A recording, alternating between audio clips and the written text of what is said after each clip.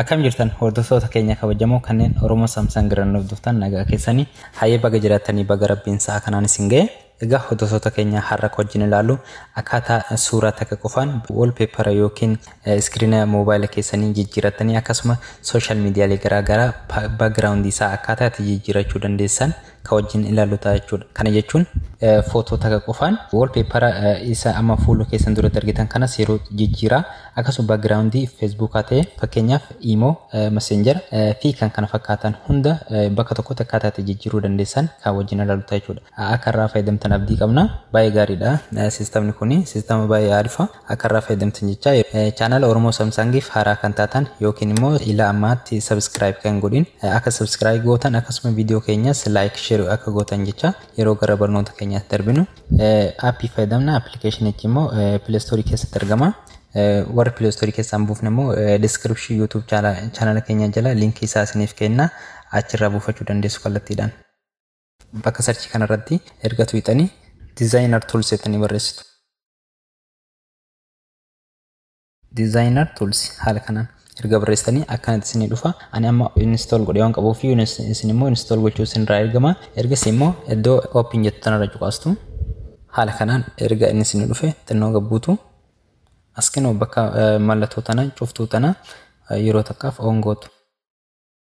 Ergasii kallattiidhaan garanti isin dabarsiti bakka tanas on gootu jechuudha. Ergasii xiqqoo baakettanii baatu yeroo takkaaf amma wanti isinirraa eegamu sanduuqa lamaan taranii argitan jedheeti yaada isiirraa gara harka bitaatti argamtu tana hojjaa dheeraa qabdu tana irratti yeroo takkaaf cuqaastu. Amma wanti gochuu deemnu suuraa akka filachuu deemnu hubachuu danda'uu qabdan jechuudha. Suuraa takka kan background keenyaaf ni ta'a jennee yaadne haa filannu. Mi'aan fakkeenyaaf amma ka hayyuu keenya Jawaar kanaa filadhu. Ergasii erga haala kanaan filadhee amma wanti narraa eegamu iddoo bakka nani argitan jedheeti yaada 10% opacity bakka dhufu kana iddoo kana duratti harkistu haala kanaan akka inni mul'atuuf jechuudha. Screen irratti sirriitti dura mul'atu yeroo akkana ture sani amma haala kanaan ifaa deemaa isin mul'ata jechuudha. Haala kanaan itti ol kaastu. Ergasii erga haala kanaan kaastanii xumurtanii iddoo kana hanga xumuraa feetanii giddu galeessa feetanii isin filannoo keessanii fakkeenyaaf amma xumuraatti dhiyeessu. Haala kana erga godhee yeroo takka asii guutumaan guututti hoombatan keessaniin baatu jechuudha. Yeroo hoombatan keessaniin baatan akkuma argitan kana amma fakkeenyaaf iskiriina kee kanarratti suuraa activist Jawaar ni mul'ata jechuudha. Haala kana mul'ata. Amma immoo Facebook fi WhatsAppis emails messengeras seenee isin agarsiisa jechuudha. Akka backgroundin isaa jijjiirame kallattiidhaan. WhatsAppis seenee isin agarsiisu. Haaluma argitan kanaan kinu mul'atu jira jechuudha. Background isaa irratti kinu akka isin argitan suuraan Jawaar mul'atu jira. Akkuma isin argitan kan haala kanaan mul'atu jira jechuudha. Backgroundin WhatsApp jijjiirameera. Amma tan emails isin argisiisu. Akkuma argitan kana kinu email irrattis backgroundin email kiyyaas haala kanaan jijjiirameera jechuudha. Isin suuraa feetan fudhatanii suuraa hojjaan isaa dheeras ta'e fudhatanii jijjiirachuu dandeessu. Kanaan amma suuraa hojjaan isaa gabaabaa ta'e waan filadheef hamma naa mul'ata. Isin ammoo suuraa biraa haala miidhagaa ta'een irra kaawwachuu dandeessu.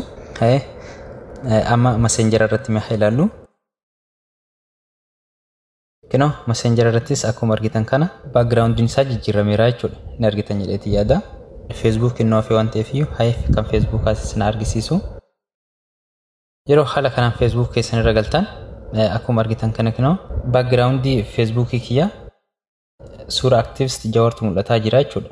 Akkuma isin amma argitan kino haala salphaa ta'een background Facebook kiyyaas jijjiiree jira jechuudha.